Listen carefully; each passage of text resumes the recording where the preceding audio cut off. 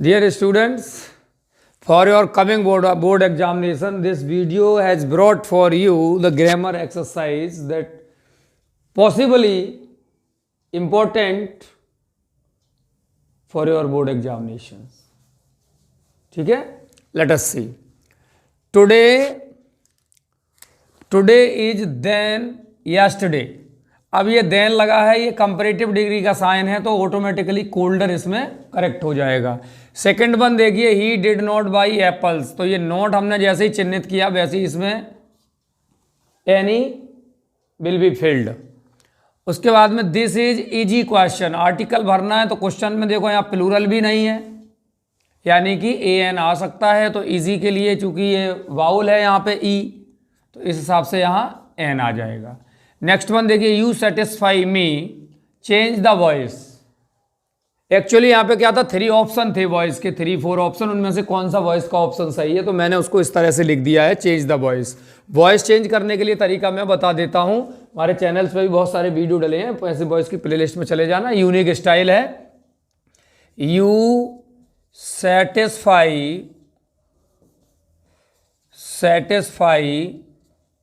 मी, ये है क्लियर।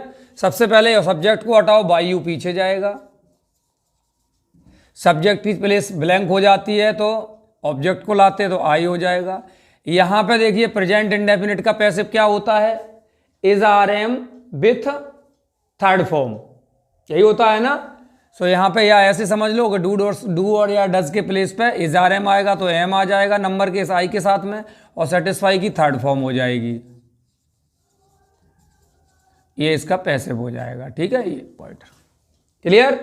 तो ये इस तरह से आपका ये बन जाएगा, ये आपका फोर्थ क्वेश्चन, ये फोर्थ हो गया। उसके बाद में देखिए, माई फादर आस्क्ड मी, अब ये वेयर यहाँ पे आस्क्ड मी के बाद में जैसे हम नरेशन चेंज करते हैं, नाउन क्लॉज यहाँ रखवा रहे हैं, तो where is your car, where your car was, और वेयर योर कार इज, इसको पकड़ने के कई तरीके हैं। देखिए, एक तो वेयर कंजंक्शन, यहां तो वेयर कंजंक्शन माना नहीं जाएगा, इसमें बाद में सेंटेंस अगर जुड़ता है तो वेयर कंजंक्शन होना चाहिए।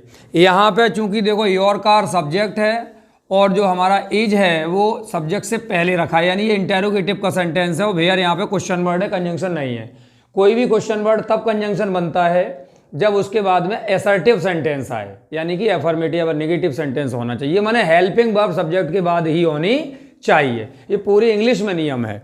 सो वेयर योर कार इज, देखो वेयर के बाद में ये आ गया, और वेयर योर वाज और वेयर योर कार इज। अब यहाँ पे देखिए ये आस्क्ड लगा हुआ है, तो यहाँ पे पास्ट टेंस ही आएगा, तो ये बी वाला ऑप्शन सही हो जाएगा। क्लियर। इसके बाद ये देखते हैं, some do as director, 6 do as directors are there, 6 sentences. तो we are collecting colour stones, इसका वॉइस चेंज करना है, तो पहले तो ये इसको आइडेंटिफाई करना है कि एक्टिव है या पैसिव, ऊपर भी ये चीज बतानी थी हमें। तो आइडेंटिफाई करने के लिए पैसिव का एक्टिव में बहुत सारी वर्ब की फॉर्म आती है, इजेमार के साथ, डू डज के साथ, हैज हैव के साथ, बहुत सारे मॉडल्स में साथ, लेकिन पैसिव में वर्ब की फॉर्म केवल एक ही तरह से आती है, थर्ड फॉर्म नहीं। थर्ड फॉर्म तो परफेक्ट में भी आती है, हैज हैव के साथ एक्टिव में, थर्ड फॉर्म नहीं। ये पैसिव का फार्मूला होता है, बी के साथ में थर्ड फॉर्म आती है, बी डन। अब बी का मतलब क्या होता है, बी की वर्ब जो है बी वाज बीन, और बीइंग भी हो जाता है, इसकी आईएनजी वाली फॉर्म हो जाती है। क्लियर। वाज के लिए यहां वर्ब भी है, और वी प्रेजेंट में हेल्पिंग वर्ब के रूप में एज आर एम के रूप में यूज होता है, तो यही पैसिव होते हैं। Be done means is done, am done, are done, was done, were done, being done और बीइंग डन। अब यहाँ पे देखो ऐसा कुछ भी नहीं है, बी के किसी भी रूप के साथ में थर्ड फॉर्म नहीं है, तो ये पैसिव नहीं है, बड़ी आसानी से पहचान, हालांकि इसमें तो कलेक्टिंग से भी पहचान सकते हो, थर्ड फॉर्म नहीं है, लेकिन मैं परफेक्ट के लिए भी ये बता दूं कि ये इस तरह का है, थर्ड फॉर्म के साथ अगर बी का कोई रूप लगा है तो ही पैसिव है, अन्यथा पैसिव हो ही नहीं सकता। ठीक है ना। अब इसका पैसिव देखो कैसे बनेगा, वी के स्थान पे क्या लाएंगे, कलर स्टोन्स, तो लिख लीजिए कलर स्टोन्स।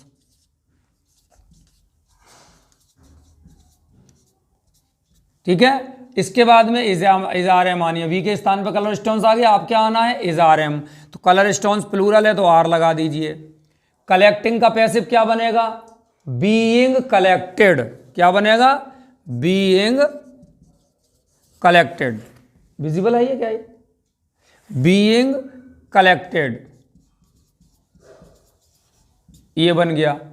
आ गया। अब ये बाई एस पीछे से लगा दीजिए, ठीक है।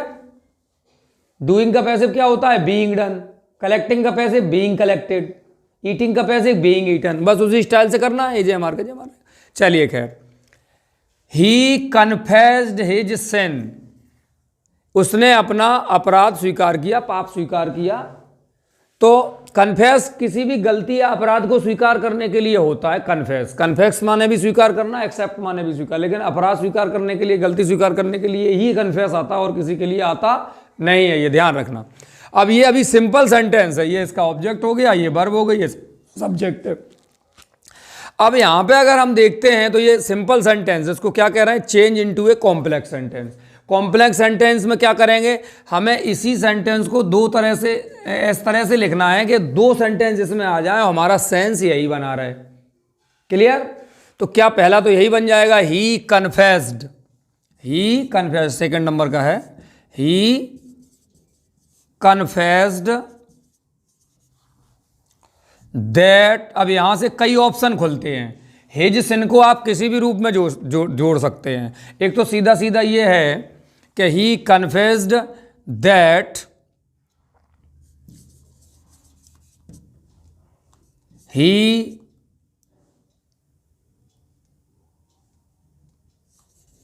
Had been a sinner. Sinner means पाप करने वाला, या he had been a criminal, ऐसे भी कर सकते हो। सिन को यहां ले लो, he confessed the sin that he had been a criminal. Had been का प्रयोग यहां पे बाज क्यों नहीं किया? हैड बीन क्यों किया? क्योंकि जब उसने एक्सेप्ट किया है उससे पहले उसने कुछ किया है, तभी तो बाद में एक्सेप्ट किया है। तो ये पास्ट हो गया और ये पास्ट ऑफ द पास्ट हो जाएगा, इसलिए हैड बीन का यूज किया गया है। एक मेथड तो ये हो गया इसका। दूसरा मेथड एक और है, और करके इसको ऐसे भी बना सकते हो, he confessed the sin that he had been a criminal. Clear? इस तरह भी से भी कर सकते हो। माने सिन माने पाप करना, तो उसको करने वाला, ठीक है। अब यहां से ही हैड बीन ए क्रिमिनल को फिर से आप कोई नया सेंटेंस इसमें जोड़ सकते हैं, जैसे ही कमिटेड ए क्राइम, या he had committed a crime, ज्यादा सही हो जाएगा। ऐसे भी इसको लिख सकते हैं। क्लियर? कोई दिक्कत नहीं है इसमें। तो इस तरह से माने बाद में ये जो तुम्हारा सिन है, इसको हमें किसी सेंटेंस के रूप में एक्सप्रेस करना होता है, दैट कंजंक्शन आ जाए तो ऑटोमेटिक वो नाउन क्लॉज में बन जाता है इस तरह से। अब the Everest is the highest mountain in the world, rewrite the comparative. तो इसको हमने कैप्सूल्स के रूप में पढ़ाया है डिग्री को, बहुत सारे रूल्स से बचने के लिए। इस पर वीडियो पे, इस पर चैनल पर डले हुए हैं डिग्री के वीडियो, आप चाहें तो देख सकते हैं उनको ज़्यादा क्लैरिटी के लिए। फिलहाल हम बताते हैं कि the Everest is the highest mountain in the world. Comparative में लिखना है तो क्या बन जाएगा कि एवरेस्ट जितना ऊंचा माउंटेन वर्ल्ड में कोई दूसरा नहीं है, यही बनेगा ना। सो देखिए कैसे बनेगा, एवरेस्ट से ज्यादा ऊंचा नहीं, इस तरह से बनेगा। तो देखिए इसका क्या बनेगा, थर्ड वाले का यहां पे लिख देते हैं, थर्ड वाला answer, the Everest is higher than, comparative आ गई कि नहीं आ गई, हायर देन द हाईएस्ट की जगह higher than any other mountain देख लेना स्पेलिंग ये, mountain in the world.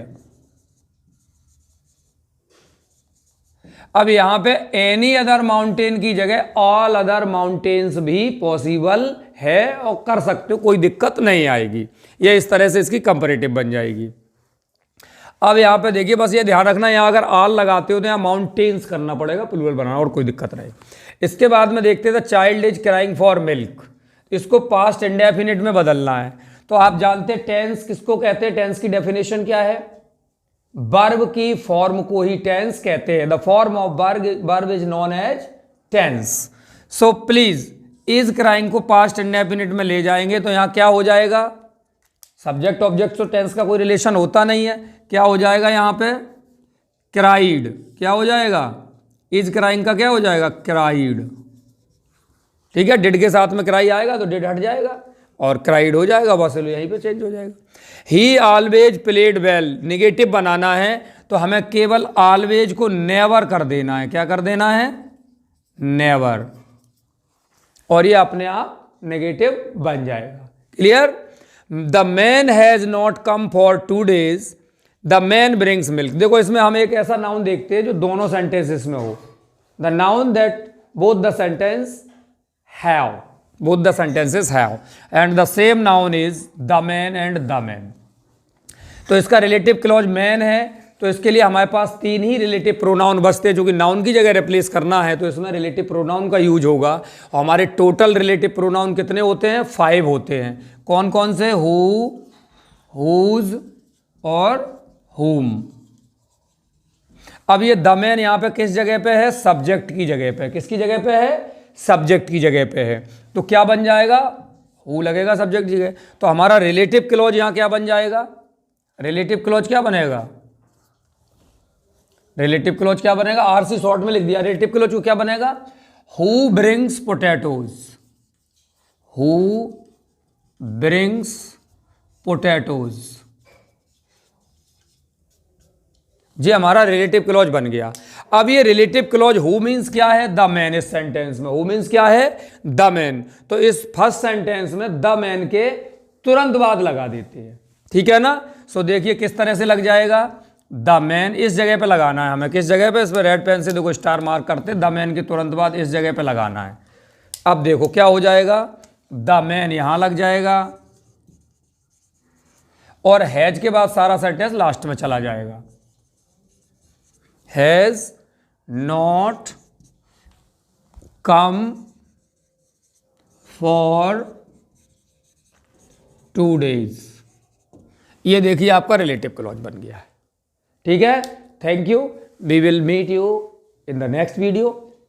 Share और सब्सक्राइब करते रहें। ओके।